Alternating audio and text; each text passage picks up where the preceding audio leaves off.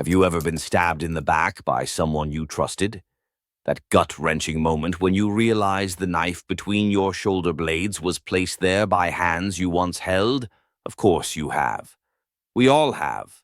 And here's the brutal truth that's going to sting worse than the betrayal itself. You trained them to do it. That's right. While you were busy playing victim in the theater of your own life, you failed to see that you were actually the director of this tragedy all along. You handed out the scripts, you set the stage, and now you have the audacity to act surprised when the actors follow your direction? What if I told you that every betrayal you've ever suffered was a mirror? A harsh, unforgiving mirror reflecting back your own weakness. Would you smash that mirror? Or would you finally have the courage to look into it? Today we're diving deep into the abyss of human psychology with one of history's most brutal truth-tellers as our guide, Friedrich Nietzsche. This isn't your professor's philosophical lecture. This is surgery without anesthesia for your dying self-respect. If you're looking for comforting lies, click away now. Still here? Then you might be ready for what comes next. The betrayal you never saw coming. Let me ask you something. What hurts more, the betrayal itself or the shock that it happened? It's the shock, isn't it? That sickening realization that your judgment was catastrophically wrong. That person you trusted with your secrets, your vulnerability, your loyalty. They weren't who you thought they were. Or were they? Nietzsche would argue that they were exactly who they always were. You just refused to see it because seeing it would have required acknowledging your own fatal flaws. Whoever fights monsters should see to it that in the process he does not become a monster, Nietzsche warned. But here's what he didn't spell out. The real monster might be the weakness in yourself that attracts predators, like blood attracts sharks. Have you ever wondered why some people get betrayed again and again, while others seem immune? Do you think that's just bad luck? A cosmic coincidence? It's not luck, it's a pattern. Your pattern. And until you recognize it, you'll keep creating the perfect conditions for your own destruction. You are training people how to treat you. Every interaction you have with another human being is a training session. Every time you tolerate disrespect, you're saying, "This is acceptable." Every time you forgive without consequence, you're teaching, "There are no real penalties for hurting me." Do you know what happens when you consistently value others above yourself? They learn to value themselves above you too. It's not rocket science. It's basic human psychology. Nietzsche understood this better than anyone when he wrote about master and slave morality. The masters value strength, assertion, and their own interests. The slaves value altruism, humility, and self-sacrifice. Which one are you training the people around you to see you as? Let me be brutal. If you've been betrayed repeatedly, you've been advertising yourself as prey. But that's not fair. I was just being a good friend, partner/employee. Fair? Where in nature do you see fairness? Did Nietzsche ever promise you fairness? The lion doesn't care if it's fair to the gazelle. The storm doesn't ask if it's fair to demolish your house. The universe isn't fair. It's responsive, and it's responding to the signals you're broadcasting. The psychology of betrayal. Nietzsche's harsh mirror. Nietzsche's concept of the will to power isn't just some abstract philosophical idea. It's the operating system running all human relationships. Every person you meet is unconsciously assessing where power lies between you. When you consistently surrender your power, through neediness, through conflict avoidance, through putting everyone else's needs before your own, you're creating an imbalance that will inevitably lead to exploitation. Think about it. Have you ever respected someone who desperately needed your approval? Have you ever valued someone who couldn't say no to you? Have you ever remained loyal to someone who had no boundaries? If you're honest, the answer is no, and neither has anyone else. This is Nietzsche's harsh mirror reflecting back at you. The betrayal you experienced wasn't a random act of cruelty. It was the logical conclusion of a relationship dynamic you helped establish. Why do you keep giving away pieces of yourself to people who haven't earned them? Why do you keep investing in people who see your kindness as weakness? Why do you keep expecting loyalty from those you've trained to use you? The Nietzschean solution: become who you are. They think his philosophy is about becoming cold, callous, and cruel. It's not. It's about becoming authentic, stripping away the societal conditioning that has taught you to be weak and rediscovering your innate strength. Nietzsche's famous quote, "Become who you are," isn't an invitation to selfishness. It's a challenge to authenticity. It means stop pretending to be what others want you to be. Stop sacrificing your dignity on the altar of external validation. Stop allowing people to drain your life force because you're afraid of being alone. The greatest irony: when you finally value yourself appropriately, others will too. When you stop accepting crumbs, people stop offering them. But this transformation requires you to face the most uncomfortable truth of all. You have been complicit in your own betrayals. Every time you ignored red flags, every time you rationalized bad behavior, every time you gave second, third, and fourth chances to people who never earned even the first one, you were writing the script for your own tragedy. How much more evidence do you need before you accept this reality? How many more betrayals will it take? How many more nights spent wondering why this keeps happening to you? The weakness that invites predators. Let's talk about something that most self-help gurus are too scared to mention. Predatory people exist, and they can spot weakness from a mile away. The person who betrayed you didn't randomly select you from a crowd. They saw something in you, a desperate need for validation, perhaps, a willingness to overlook bad behavior, a tendency to give more than you receive, a fear of conflict that prevents you from establishing boundaries. Whatever it was, they recognized it because they've been trained by evolution to recognize it. Just as a lion can spot the weakest gazelle in the herd, toxic people can identify those who won't fight back when exploited. Nietzsche's philosophy acknowledges this brutal reality of human nature. In Beyond Good and Evil, he writes about the natural hierarchy that exists among humans, not as a moral prescription, but as a psychological observation. What signals are you sending to the world? Are you broadcasting strength or weakness? Self-respect or desperation? Boundaries or accessibility? Be honest with yourself, because the predators already are. Breaking the cycle. The transvaluation of values.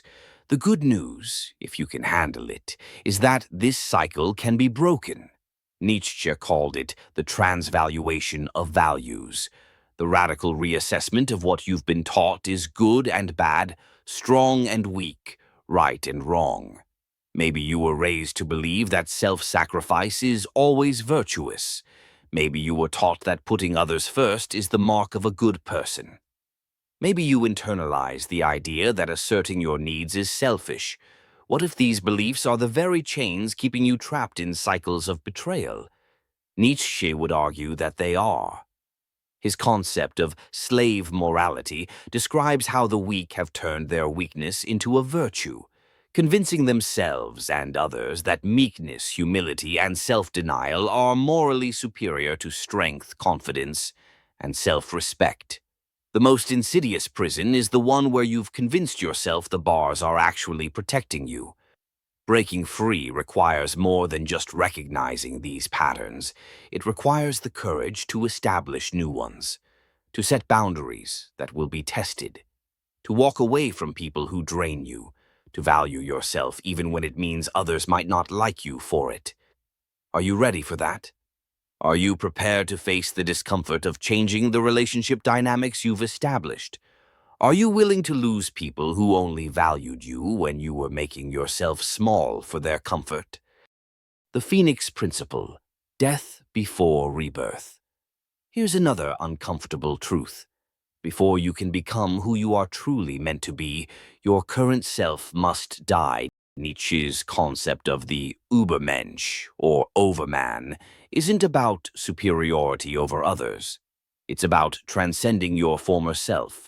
It's about killing the weak, people-pleasing, boundaryless version of you that has been inviting betrayal into your life. This death isn't pleasant. It's painful. It involves grief. It requires facing the terrifying question, who am I if not the person who gives everything to everyone? But on the other side of this death is rebirth. The phoenix rises from its own ashes. You emerge stronger, clearer, and far less likely to be betrayed because you've stopped creating the conditions for betrayal to thrive. What parts of yourself are you ready to let die? What beliefs about relationships are you willing to cremate? What patterns are you prepared to burn to the ground? The power of selective loyalty. One of the most transformative aspects of Nietzschean philosophy is the understanding that loyalty should be selective, not universal. You don't owe your loyalty to anyone who hasn't earned it. You don't owe your trust to someone just because they demand it. You don't owe your time, energy, or resources to people who consistently take without giving in return. This isn't selfishness, it's self-preservation. And more importantly, it's the only way to have genuinely healthy relationships. When you reserve your loyalty for those who have demonstrated their worthiness of it, you create relationships based on mutual respect rather than exploitation. When you trust only those who have proven themselves trustworthy, you build connections on solid foundations rather than quicksand. The irony is that when you become more selective with your loyalty, people value it more. When your trust must be earned rather than freely given, people treat it as the precious resource it is. How many people currently enjoying your loyalty have actually earned it? How many people have access to your trust who have never demonstrated trustworthiness? How many people are you still loyal to out of habit rather than merit? From victim to victor, rewriting your story. The final transformation in this journey is perhaps the most powerful. The shift from seeing yourself as a victim of betrayal to recognizing yourself as the author of your own story. As long as you view betrayal as something that happens to you, you remain powerless. But when you accept your role in creating the conditions for betrayal, you reclaim your power to change those conditions. This isn't about blaming yourself, it's about empowering yourself. Nietzsche's concept of amor fati, or love of fate, isn't about passively accepting whatever happens to you. It's about taking the raw materials of your experience, even the painful ones, and using them to forge something meaningful. The betrayal you experienced wasn't the end of your story, unless you allow it to be.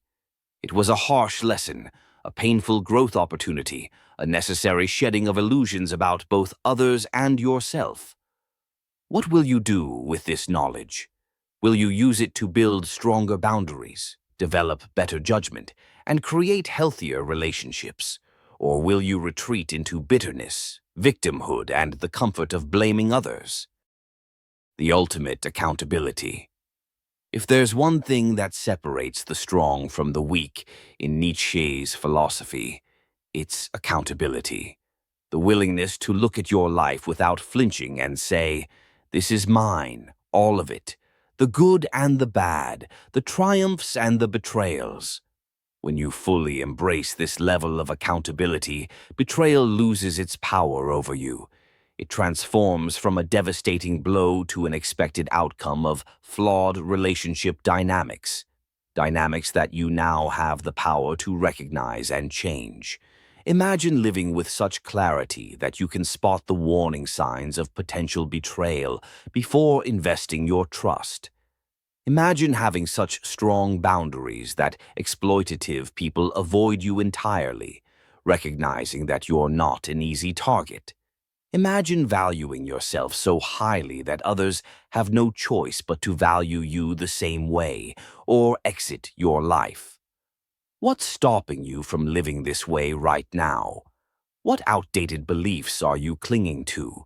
What fears are keeping you trapped in cycles of betrayal? The path forward. So where do we go from here? How do we apply these brutal truths to create relationships that don't end in betrayal? First, you must understand that trust isn't a gift. It's an exchange. It must be earned incrementally through consistent behavior over time. Anyone demanding your complete trust immediately is waving a red flag so large it could cover a football field. Second, recognize that boundaries aren't walls, they're filters. They don't keep everyone out. They simply ensure that only the right people get in. The quality of your life is directly proportional to the quality of your boundaries. Third, accept that loyalty should be proportional to proven character. The loyalty you offer someone who has been consistently trustworthy for years should be vastly different from the loyalty you extend to a new acquaintance. Fourth, understand that your intuition exists for a reason. Those gut feelings you ignore because you don't want to judge or should give people the benefit of the doubt. They're evolutionary adaptations designed to protect you from harm. Start listening to them. Fifth, recognize that how you treat yourself sets the standard for how others will treat you. If you consistently prioritize everyone else's needs above your own, you're teaching the world that your needs don't matter. Are you willing to implement these principles even if it means some people will call you selfish? Are you prepared to lose connections that were based on your willingness to be exploited? Are you ready to face the temporary discomfort of change for the lasting reward of respect? The ultimate freedom, beyond betrayal. The deepest truth in Nietzsche's philosophy is that true freedom comes not from controlling others, but from mastering yourself. When you're no longer driven by the desperate need for approval, when you're no longer willing to tolerate disrespect to avoid being alone, when you're no longer afraid to walk away from people who don't value you, you achieve a kind of freedom that few ever experience. This freedom isn't about never being hurt again. It's about never again being surprised by betrayal because you've stopped creating the conditions for it. It's about recognizing that the best protection isn't walls, but discernment, the ability to see people as they truly are, not as you wish them to be. Imagine living without the constant fear of betrayal hanging over your head. Imagine relationships built on mutual respect rather than exploitation. Imagine the peace that comes from knowing that even if someone does betray you, your self-worth remains intact because it was never dependent on their validation in the first place. Isn't that freedom worth the discomfort of change? Isn't that peace worth the pain of growth? Isn't that security worth facing these harsh truths about yourself? Your next steps, if you've made it this far, you're already demonstrating more courage than most. You're willing to look into Nietzsche's harsh mirror, even when the reflection isn't flattering. Here's what I want you to do next. 1. Identify one relationship in your life where you've been accepting less than you deserve. What patterns have you established? What behaviors have you tolerated? What boundaries have you failed to set? 2. Make a list of the red flags you've been ignoring. Be brutally honest with yourself. If a friend told you they were experiencing these same things, what would you advise them to do? 3. Determine one boundary you can establish immediately. It doesn't have to be dramatic. It can be as simple as no longer responding to messages at 2 a.m. or refusing to be the constant emotional support for someone who disappears when you need them. The path Nietzsche outlines isn't easy, but nothing worth having ever is. The temporary discomfort of change is nothing compared to the ongoing pain of remaining the same. You've been playing a role in a script you didn't consciously write, but now you know. Now you see. And with that awareness comes the power to tear up that script and write a new one.